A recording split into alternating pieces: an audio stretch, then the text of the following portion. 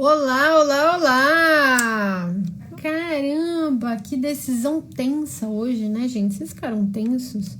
Eu fiquei muito tensa, vou confessar a vocês. Que fiquei muito tensa. O mercado chegou a bater 200 base points, né? Pedindo 200 base points. Teve economista pedindo 300 base points, né? Eu fiquei alucinada, com medo. O que eu vou falar? Eu vou explicar para o pessoal que não entende ainda muito reunião do Copom, que não acompanha a gente ainda muito aqui, uma rápida introdução para que vocês entendam, para que todo mundo entre aqui na mesma página, tá? E eu vou usar esses conceitos que eu falei para vocês no começo, vou usar ao longo da live, tá certo? Vou usar ao longo da live e todo mundo aqui vai entender tudo. Copom subiu a Selic em 150 basis points. Marílio, o que é basis points? Um base point é 0,01%. Então, 150 basis points é 1,5%, tá?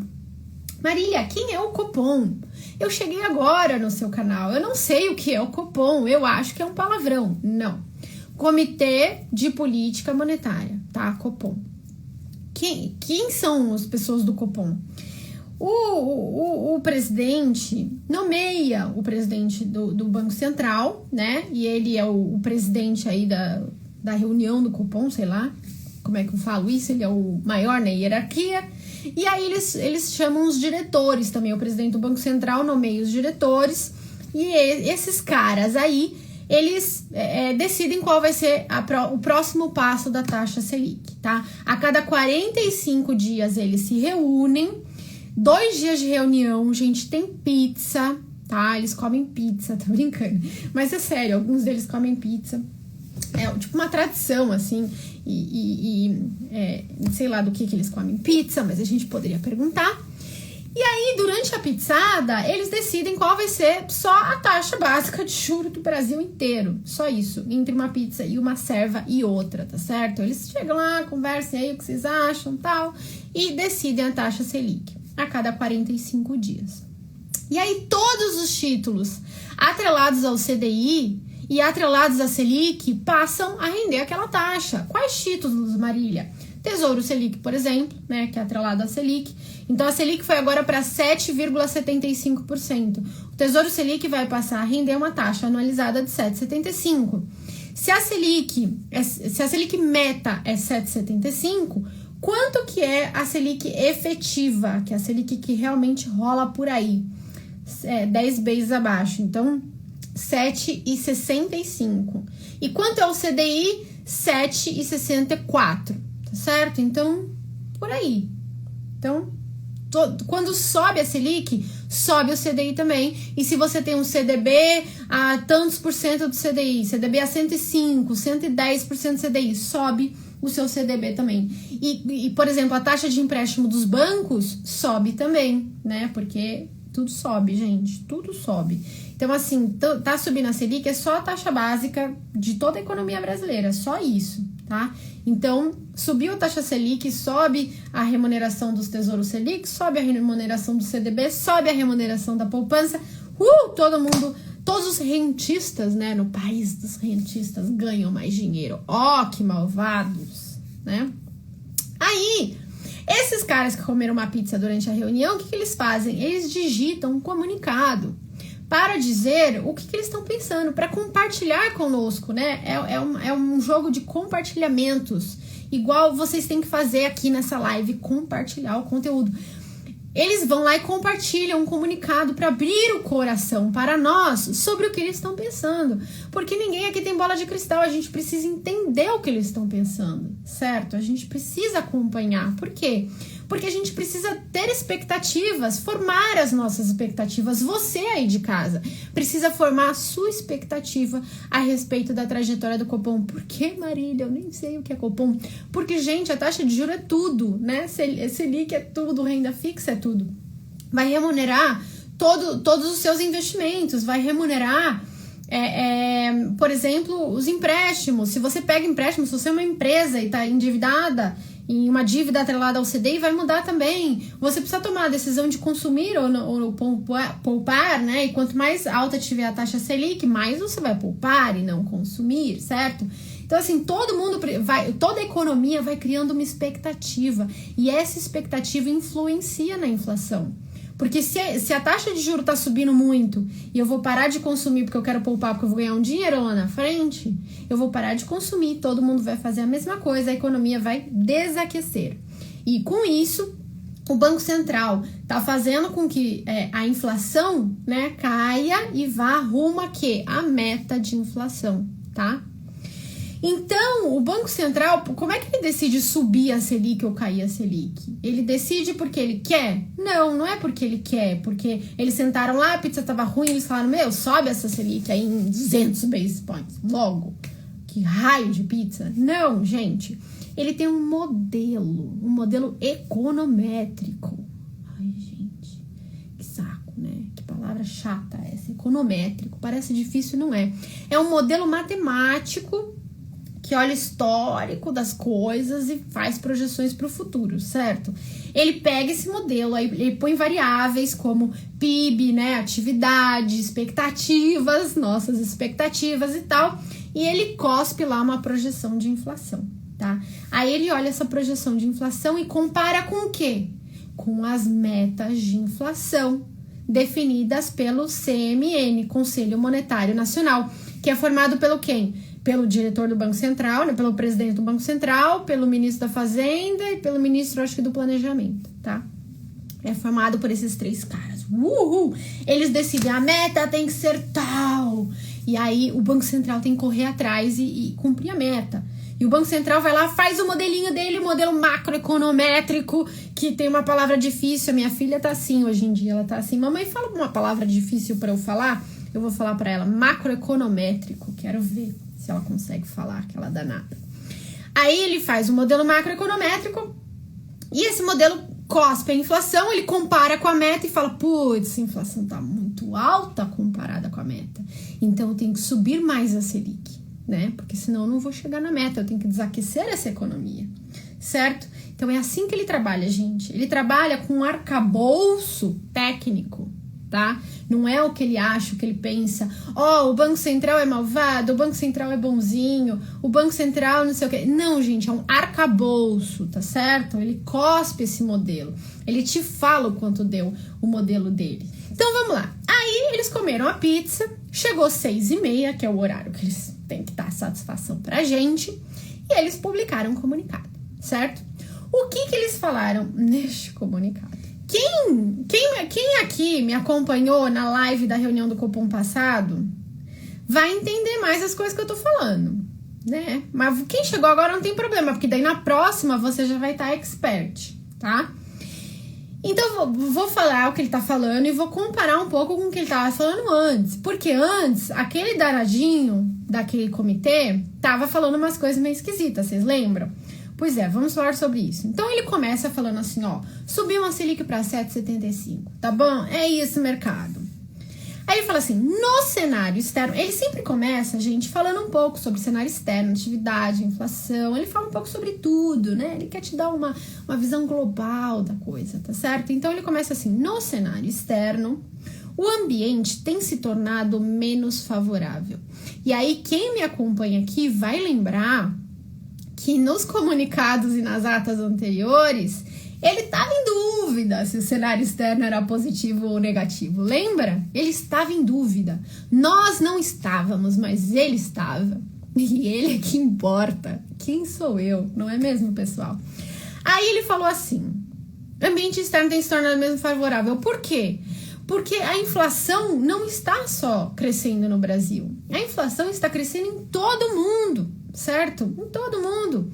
Hoje teve o Banco Central do Canadá falando que ia subir o juro antes do esperado. Tem o Banco Central lá do UK, da Inglaterra, falando que vai ter que subir o juro antes do esperado. Tá todo mundo preocupado subindo o juro, porque a inflação tá se mostrando mais persistente em todos os lugares do mundo. Certo? E agora que ele se tocou que isso não é favorável para os emergentes, porque apesar das economias desenvolvidas estarem tacando estímulo na economia, que ele acha que é bom, que ele achava que era ótimo, agora, pela primeira vez, essa bancada de estímulos está gerando inflação. E agora, é preocupante para emergentes. Por quê, Marília? Por que a inflação é preocupante para emergentes? Porque os desenvolvidos, aqueles caras de pastinha e de gravata, que são muito melhores que a gente, o que eles fazem? Quando tem inflação, eles sobem a Selic deles, né? Que é o Fed Funds, o Gilts, o não sei o quê. E o que acontece quando eles sobem a taxa de juros? Eles se tornam muito mais atrativos do que a gente. E a gente perde a atratividade.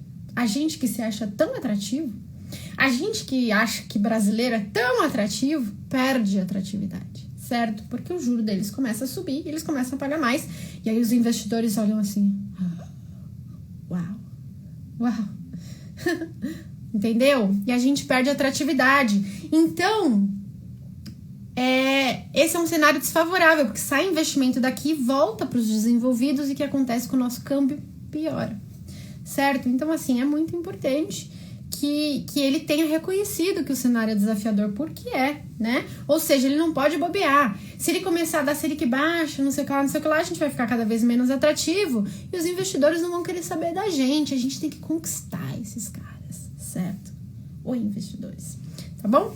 Aí ele fala sobre atividade. E aí, vocês que já me acompanham desde da ata passada, vocês vão lembrar que na ata passada ele falava de atividade, tipo assim, a atividade está ótima, está bem, obrigado, estou tranquilo com a atividade. E eu falava pra vocês, quem que tá tranquilo que nada, que essa atividade tá vindo ruim para caramba, pô, o pessoal já prevê recessão pro ano que vem, que atividade que tá tranquila, que não tá? Tá ruim a atividade. Mas dessa vez ele fala assim, pelo menos ele foi político, eu achei, nessa frase. Ele falou que a atividade está tendo uma evolução ligeiramente abaixo do esperado. Ele foi fino aqui, né? Ele foi fino. Ele não precisava ter sido fino, porque a atividade está uma merda, tá? Falei, não tem crianças aqui, eu espero. Aí, ele começa a falar sobre inflação ao consumidor. E aí que a coisa começa a ficar quente, certo? Porque a gente tá vendo que a inflação tá horrível. Ele fala assim, inflação ao consumidor continua elevada, verdade? A alta dos preços veio acima do esperado, liderada pelos componentes mais voláteis. Mas observa-se também pressões adicionais nos itens associados à inflação subjacente. Marília, calma, vamos lá. Por que ele fez questão de mencionar que é nos itens mais voláteis? Lembra o que eu falei para vocês? O Banco Central, ele não tem que agir em qualquer tipo de inflação. Não é porque subiu o preço do tomate ou do chuchu que ele tem que sair subindo a Selic, papapá. Por quê? Porque não vai funcionar, certo? A Selic mais alta não vai influenciar no preço do chuchu. A Selic mais alta não vai, por exemplo, influenciar no preço das tarifas de energia, meus queridos. Né? Quem que influencia nas tarifas de energia? A chuva. Eu não sei a janela de vocês, mas a minha tá chovendo pra caramba. Isso influencia nas tarifas de energia elétrica, não a alta da Selic. Então, assim, tem itens que o Banco Central, teoricamente, não deveria reagir. Se a inflação veio desses itens mais voláteis, teoricamente, ele não deveria reagir. Então, aqui ele tá te falando assim, ó, o preço subiu, mas veio de itens mais voláteis. Tipo assim, teoricamente, queridos, eu nem deveria reagir. Mas, aí ele completa, observa-se também pressões adicionais nos itens associados à inflação subjacente. O que é inflação subjacente? Por que ele usa essa linguagem? Não sei, ele quer confundir as pessoas que não entendem nada. Inflação subjacente é tipo o core, né, o núcleo. São aquelas que tiram esses efeitos mais voláteis. Então, ele dá uma limpadinha na inflação, tira ali aquelas sujeiras mais voláteis e fica com aquele grosso ali, aquele negócio que ele quer ver realmente, entendeu? Aquilo que ele quer realmente ver, tá? Ele tira o que ele não quer ver, tira o que não importa pra ele. Isso não importa pra mim. E ele pega só o que ele quer ver, tá certo? Então, ele tá reconhecendo aqui que tem pressões também, que essas altas voláteis estão contaminando os itens subjacentes, estão contaminando o núcleo de inflação, tá certo? Então, é isso que ele tá te falando aqui. Então, ele tá, de certa forma, reconhecendo que ele tem que agir, porque, né, assim, o Brasil, gente, é uma economia super indexada. Sobe o IGPM 30%, aí as pessoas ficam reajustando o aluguel e reajustando isso, e escola e não sei o que, e é uma loucura, certo?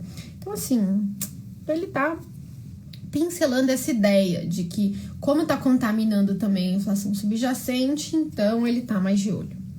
E aí chegou a hora que a gente mais gosta, pessoal, a hora da felicidade, é a hora que a gente olha o modelo econométrico, macroeconométrico. Repita comigo, macroeconométrico. Fale 3 vezes e rápido, duvido que você consegue. Aí ele fala pra gente as projeções do modelo macroeconométrico dele. Ó, gente, sério, olha o que vem por aí. Ele fala assim, se eu colocar o cenário do Focus, o que é o cenário do Focus? É a expectativa da média dos economistas que participam do Focus, né? É um relatório. Ele fala assim, ó, quando você tem que ser um cara foda, assim, não pode ser qualquer um, não é tipo assim, eu aqui em casa querendo participar do Focus. Não. Você tem que estar ligado a alguma instituição, eles têm que te aprovar, tem um método, assim, vai, não é qualquer um que faz essa projeção. Mas os caras lá de terno e gravata, os economistas, fazem essa projeção de inflação e colocam no Focus, ele pega a média do Focus. E aí ele usa essa média do Focus dentro do modelo econométrico dele como uma premissa, né? Então, assim, a expectativa do mercado é que a Selic vá para 9,75 ao longo do ano que vem. Isso é o que o mercado espera, que a Selic vá para 9,75 ao longo do ano que vem. Aí ele fala assim, se isso acontecer, segundo o meu modelo econométrico, né, o meu robozinho que prevê o futuro, a minha inflação para 2021, para este ano, né, cuja meta é 3,75 segundo o Conselho Monetário Nacional, e a projeção é 3,75? Não, é 9,5%. Quase 10% de inflação. Então, ele imagina que em alguma hora o 12 meses vai cair, né? Porque a inflação hoje em dia está em torno de 10,30. Acumulada 12 meses. Então, ele acha que vai dar uma cedida. Ele está incluindo isso nos modelos dele, tá certo? Então, assim, para esse ano, 9,5%, enquanto a meta é 3,75%. Pro ano que vem, que a meta é 3,5%, a meta cai, né? A inflação do Banco Central, do modelo do Banco Central é 4,1%. Com a Selic indo para 9,75%, a inflação dele, a projeção dele para a inflação do ano que vem é 4,1%. 4,1%.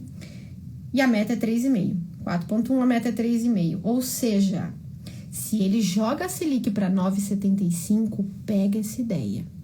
Ele não cumpre a meta de inflação de 2022. Pegou essa ideia? Pegou isso? Olha só, gente, o que ele está te falando segundo o modelo dele. Se eu colocar uma Selic subindo para 9,75%, quase 10%, a minha inflação, a minha projeção de inflação para o ano que vem é 4,10%, sendo que a meta é 4,5%, eu não cumpro. Desculpem. I'm sorry, people. Não cumpro. Então, o que vai acontecer, pessoal? O que vocês acham que vai acontecer? Ele vai ter que subir mais ou menos do que 9,75 para que a meta de inflação de 2022 seja cumprida. Para quem não entendeu, eu vou repetir a ideia. O Banco Central ele tem que cumprir a meta de inflação. A meta de inflação para 2022 é 3,5%. O Conselho Monetário Nacional baixou lá e falou assim, escuta aqui, seus diretores comedores de pizza. Vocês vão ter que jogar a inflação do ano que vem em 3,5% e não se fala mais nisso, certo? Aí, o Banco Central pegou as premissas do Focus e tal, e falou assim, para quanto iria a minha projeção de inflação do meu modelo macroeconométrico se a Selic fosse para 9,75? Jogou no modelo, o modelo cuspiu. Seria tipo o espelho meu, sabe? Espelho meu. Para onde iria a minha projeção de inflação se a Selic fosse 9,75 em 2022? Aí o espelho falou 4,10 e a meta é 3,5. Ou seja, ele não conseguiria cumprir a meta jogando a Selic para 9,75. Ele teria que jogar ela acima de 9,75 para cumprir a meta de 2022. O que ele pode fazer? Desencanar da meta de 2022. Ele pode. Lá pro início do ano que vem, ele pode começar a desencanar de 2022. Falar, não vou conseguir cumprir mesmo, não vou subir a Selic tanto assim, porque eu vou prejudicar muito a atividade e, né? Mas, quando é assim, talvez o que ele olhe? A meta de 2023. Então, assim, se eu tô chegando muito perto de 2022, deixa eu olhar 2023. E aí o modelo dele, olha só, olha que encruzilhada. E aí o modelo dele fala assim, espelho, espelho meu, para onde ia a inflação, para onde irá a inflação, para onde você projeta, modelo econométrico, espelho, espelho meu, para onde você projeta a inflação de 2023, se a Selic tiver a 9,75 e depois cair para 9,5, segundo a projeção do Focus. Esquece 9,5, vai, vamos simplificar, 9,75. Aí o espelho meu falou 3,10. 3,10, sendo que a meta de inflação é 3,25. Opa! Então, se eu jogar a Selic para 9,75, eu cumpro a meta de 2023, que é 3,25. Porque você tá me falando, espelho meu, que é 3,10, certo? Então, assim, se ele joga a Selic para 9,75, ele não cumpre a inflação de 2022, mas cumpre a inflação de 2023, com uma certa margem aí operacional.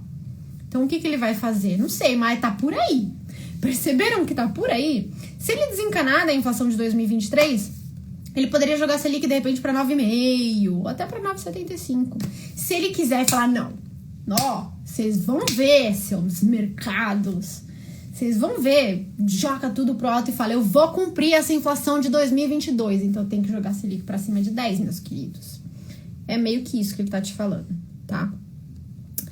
Agora, vem uma outra parte importante. Ele virou e falou assim, apesar do desempenho mais positivo das contas públicas, né, o comitê avalia que recentes questionamentos em relação ao arcabouço fiscal, que a gente tá vendo, né, essa palhaçada aí do fiscal, de querer furar teto, de querer gastar com auxílio diesel, auxílio não sei o que lá, elevaram o risco de desancoragem das expectativas de inflação. Então, ele tá culpando o fiscal, né, a piora fiscal, a piora dos questionamentos, né, porque ele fala que o fiscal, de fato, tá vindo melhor, e tá mesmo, mas é por conta de inflação, né, quando se aumenta a inflação, se arrecada mais. Elevaram os riscos de desancoragem, então a inflação tá desancorando, e aí ele fala assim, que isso tá aumentando a simetria altista do balanço de riscos. O que é isso, Marília? Presta atenção nesse conceito que eu vou falar pra vocês que é importante. Tem coisas, gente, na vida, na nossa vida, na minha e na sua, que a gente não consegue pôr no modelo matemático. Por mais que a gente queira, por mais que a gente lute, né? Tem coisas que o modelo não aceita. Então, por exemplo, como é que você vai colocar num modelo matemático que os políticos estão querendo flexibilizar o teto de gastos? Não tem variável para isso. Concorda? Por isso, e essa é a crítica dos fundos quant, né? Como é que você vai pôr essa informação, por exemplo, num fundo quant? Você teria que pôr aumento de prêmio de risco, essas coisas, né? Ele até põe no modelo dele, mas não capta exatamente essa situação. Então, o que ele cria? Ele cria uma política de assimetrias. Ele fala assim, tá bom, essa é a minha projeção, mas eu tenho assim, uma inclinação que essa projeção é daqui para pior ou daqui para melhor, né? E aí ele usa o balanço de riscos. Ele fala assim, é daqui para mais, entendeu? Projetei isso, mas acho que é daqui para mais. Então, o que ele tá falando ele já tinha nos comitês passados uma simetria positiva, uma simetria altista, né? Pro balanço de riscos por conta de uma piora fiscal. Ele já tinha isso. Mas ele tá falando assim que agora tá aumentando, né? Ou seja, ele tá dando um chega pra lá nos políticos, falando, escuta aqui, vocês estão aumentando a minha assimetria e isso tá desancorando as expectativas de inflação, meus queridos. Vocês tratem de se colocar nos seus lugares, tá certo? Vocês não vão fazer besteira, meu senhor, porque senão eu vou ter que aumentar essa Selic. Tá falando isso, tá? Aí ele fala um monte de blá, blá, blá, porque assim, o que ele coloca do outro lado do risco, né? O risco positivo. Ele fala, o preço das commodities caindo. Então, isso é bom. Agora, o fiscal é ruim. Agora, o fiscal tá tão ruim que tá puxando a simetria pro lado ruim, né? Aí ele fala assim, diante disso, o Copom considera que diante da deterioração do balanço de riscos, né? Então aquela simetria de fiscal ruim que tá puxando, e do aumento das minhas projeções do modelo econométrico, né? O espelho meu, eu decidi aumentar o passo da Selic de 100 para 150, tá? Decidi aumentar, acho que tem que dar mais mesmo, tá? E para a próxima reunião, o Copom antevê outro ajuste na mesma magnitude. Então, ele já tá te falando, meu querido, que para a próxima reunião é mais 150 pontos, né? Ou seja, ele vai levar a Selic na próxima reunião para 9,25%. 9,25%, tô certa? Sim, estou certa. Tá bom? Então, ele já vai estar te falando. A Selic vai pelo menos até 9,25%. Quer dizer, na verdade, ela tem que ir mais, né? Então, por exemplo, ele poderia levar mais 150 e depois diminuir o pace, né? E dar mais uma de 75 ou uma de 100, enfim. Não sei. Ele não falou das próximas. Ele só falou dessa próxima aí que falou assim, vai ser mais 150, tá? E vamos falar das consequências disso, então? Importantes? Vamos falar. Isso, Marília, que ele fez, era um não esperado pelo mercado. Mais ou menos. O mercado, tá? O mercado, se você... Como é que eu sei o que o mercado espera, Marília? Porque nas taxas dos pré-fixados, tem embutida nelas uma expectativa de trajetória da Selic. Quem já fez meu curso, gente? Quem já fez meu curso sabe que nos pré-fixados você já tem uma expectativa. Por que um pré-fixado de 3 anos é 12 e não 6,25 que nem estava a Selic, né? Porque ele já espera uma alta da Selic, ele já precifica uma expectativa, certo? Por isso que é mais alto. Quanto ele precificava, Marília, para essa reunião? 175 bases. E para a próxima reunião, 175 bases. Né? Então, 1,75%. Mas o Banco Central aumentou 1,5%, ou seja, aumentou menos do que o mercado esperava. Então, o mercado vai ter que revisar essas expectativas para baixo, certo? Vai ter que imaginar. Ele imaginava duas de 175, vão vir duas de 50. Então, ele vai ter que reestimar para baixo. Isso vai fazer com que os pré-fixados curtos caiam. Pegaram essa ideia? Quem tem pré-fixado curto aí? As taxas de juros vão ser reestimadas para baixo. O que acontece com o pré-fixado quando as taxas são reestimadas para baixo? Provoca melhora de marcação no mercado, tá certo? Então, vai ter um ganhozinho. Pequeno, tá, meu povo? Você só vai voltar um pouquinho do que piorou recentemente. Não precisa ficar feliz. Também não é que vai ser aquele, né, assim, aquela rentabilidade, porque não vai. Em compensação, geralmente, quando o mercado é surpreendido por uma decisão onde ele dá menos do que o mercado gostaria, o mercado dá um empurrãozinho para cima nas taxas mais longas, porque ele pensa assim, pô, ele não deu tudo o que precisava, vai ter que dar mais no futuro, né? Então, pode ser que a curva dê uma inclinadinha, assim. Então, os curtos caem um pouquinho, o médio dá uma inclinadinha para cima, pode ser que aconteça isso, tá certo? Então, essa é a primeira consequência. Marília, tem consequência na bolsa, né? Já sei que vocês querem saber disso. Vamos lá. A bolsa não deveria ter consequência, ou se tivesse, deveria ser positiva, né? Por quê? A bolsa não gosta de muito juro, né? De muita Selic. Por quê? Porque a bolsa, as ações da bolsa são precificadas ao quê? Fluxo de caixa descontado, né? Dividendos descontados pela taxa Selic, certo? Então, você traz aquele fluxo que você vai ter no futuro a valor presente. E quanto maior é a taxa de juros, né, que você traz a valor presente, menor é o seu valor presente. Então, a bolsa não gosta de Selic muito alta, de juro muito alto. A gente tá vendo agora que a Selic tá subindo tanto e os títulos de renda fixa estão a 2 dígitos e tal, a juro de 1% ao mês. O que tá acontecendo com o número de pessoas físicas na bolsa? Caindo. O que está acontecendo com fluxo para fundo de ações? Caindo, tendo resgate, certo? Por quê? Porque a pessoa só sai da bolsa e vai para a renda fixa que está rendendo mais, certo? Então, assim, qual é o impacto para a bolsa? posto que o mercado já esperava 2 altas de 175 e essas 2 altas vão ser mais baixas, teoricamente deveria ser até na margem bom para a bolsa, né? Porque deu menos juros do que o esperado. Agora, e pro dólar, Marília? E pro dólar? Aí já não é tão legal, porque de novo, uma alta menor do que a esperada. Então, lembra que a gente tem que ficar lindo e maravilhoso pros gringos, né? A gente tem que olhar pros gringos com aquela piscadinha, assim, a gente tem que atrair os gringos. E quando a gente tem uma alta da Selic menor do que o esperado, teoricamente, na margem, né? Você fica menos atrativo, né? Então, menos atrativo do que o mercado esperava que eu seria atrativo, certo? Então, não é tão bom pro dólar. Marília, isso significa que o dólar vai explodir amanhã? Não, são assim coisas na margem, entendeu? São coisas assim pequenininhas, tá? São coisas pequenininhas.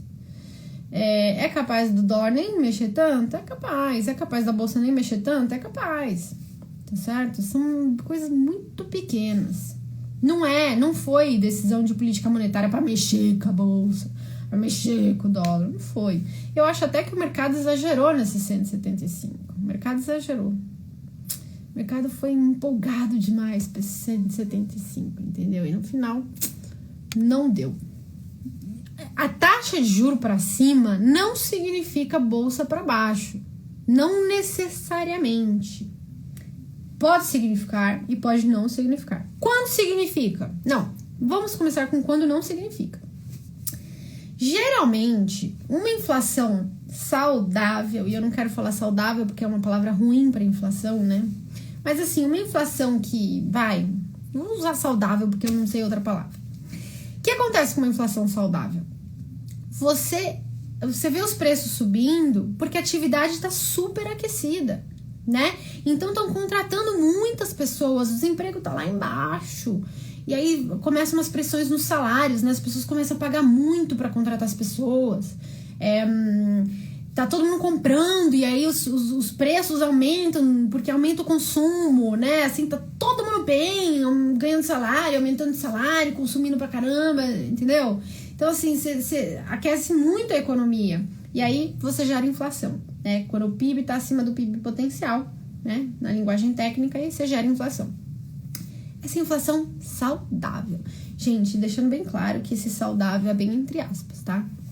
O que está acontecendo com o Brasil? A inflação está saudável? A gente está tendo inflações de 10% porque nossa economia está explodindo, porque nosso desemprego está lá embaixo e nossos salários estão lá em cima? Não, gente, não. É choque de alimentos, choque de combustíveis e choque de energia elétrica. Não é saudável. E você, para controlar essa inflação, tá tendo que subir a Selic para 2 dígitos e arrebentando a projeção de atividade para o ano que vem. Ano que vem teremos recessão, de acordo com vários economistas, com a projeção de vários economistas. Então, estagna a inflação, não é? Estagna a inflação. Você joga a Selic lá para cima, numa época que a economia não está saudável, e aí você arrebenta com o crescimento. É isso que está acontecendo. Então, assim, quando você sobe o juro porque a economia está super aquecida, é bom para a bolsa. Você sobe, a inflação sobe, a bolsa sobe, os preços sobem, tudo sobe, gente. Uma maravilha, tudo sobe. Agora, neste cenário que a gente está, é muito complicado, porque você sobe a taxa de juro com uma economia já frágil, com desemprego já na máxima histórica, né? Nas máximas históricas, tá aí 13,2%. 13% de desemprego. Então, isso não é bom para a bolsa. Esse tipo de aumento de juro não é bom para a bolsa, tá? Não é. Me desculpem, o pessoal comprar de bolsa. Já tinha avisado vocês, não vai falar que eu não avisei. Avisei, tá? Então, assim, é verdade que taxa de juros subindo não é ruim para a bolsa? Agora vocês já sabem que depende de quão saudável é o crescimento, tá bom? Agora vocês já sabem. Então, se alguém vier com esse comentáriozinho pra vocês vão falar, meus queridos, não é bem assim, né? Você sabe que não é bem assim. Marília, está de inflação. E agora? Sente e chora. Como é que você resolve estagflação, pessoal? Como você resolve? O único jeito... Quando você está nesse cenário de estagflação, quanto mais inflação, mais você vai puxar o juro e mais vai gerar crescimento ruim econômico, né? Que por sua vez, enfim, que é um pouco da situação que a gente está. A gente tem essa expectativa de recessão ano que vem. Essa expectativa de recessão, principalmente ano eleitoral, deixa os políticos maluquinhos, falando, nossa, a gente tem que dar mais estímulo, porque ano eleitoral a gente não pode perder a eleição. Dá mais estímulo gera mais inflação, prejudica o dólar, gera mais inflação ainda. O Banco Central tem que subir mais ainda, joga a atividade ainda mais para baixo e você fica nessa roda viciosa da terrível roda viciosa, certo? Ruim. Como é que você resolve esse problema? Adivinha, pessoal? Política monetária não vai fazer essa roda parar. A única coisa que vai fazer a roda parar é uma política fiscal crível.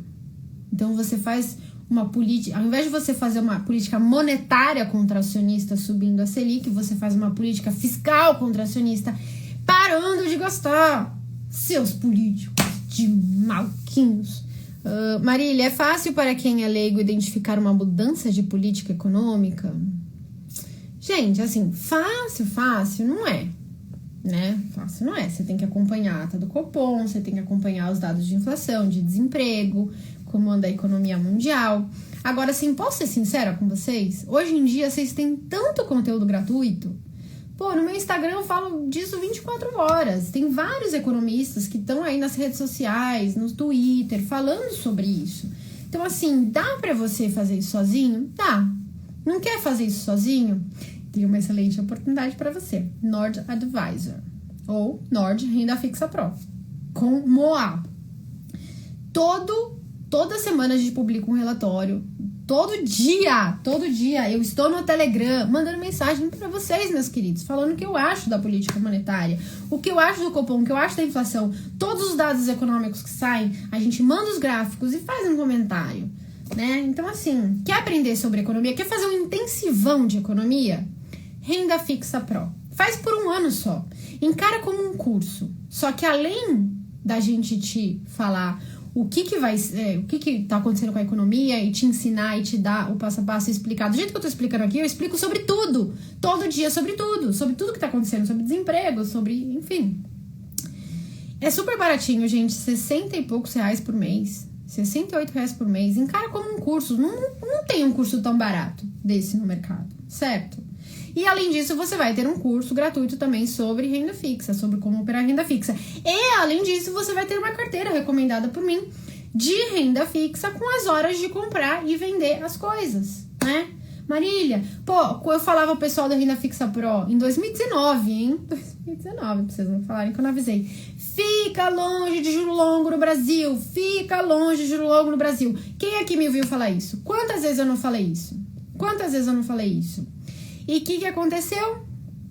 Tinha gente com B35 principal para se proteger da inflação. Quem era meu cliente não tinha isso, não. Não tinha isso, não, tá? Entra lá na Nord Renda Fixa Pro, tá? Parei de fazer merchan. Na prática, o que essa alta influencia o meu dia a dia? João, tudo, tá? A Selic, ela é a base para toda a economia. Os empréstimos vão ficar mais caros, né? Então, a gente viu no relatório de crédito recente que as taxas de empréstimos da economia subiu, junto com a alta da Selic que a gente está tendo agora. Então, se você quiser pegar um empréstimo para comprar o seu imóvel, né? Para comprar um carro financiado, para investir no seu negócio, vai estar mais caro, meu querido. Qual é a melhor hora de você investir no seu negócio, de você pegar crédito emprestado? Ano passado, que a taxa de juros tá baixinha. Por que vocês acham que no mercado saiu a torta e a direita a empresa fazendo CRI, CRA e debenture recentemente?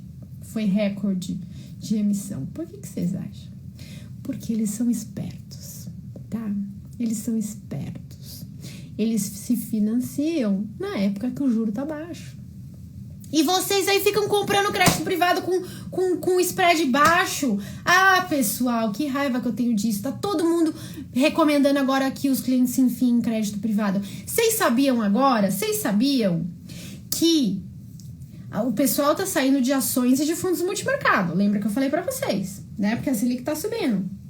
Só que os distribuidores e tal, não sei o que, estão enfiando todo mundo em crédito privado. E o que está sendo criado de fundo de crédito privado é brincadeira. E esses fundos de crédito privado têm mandato.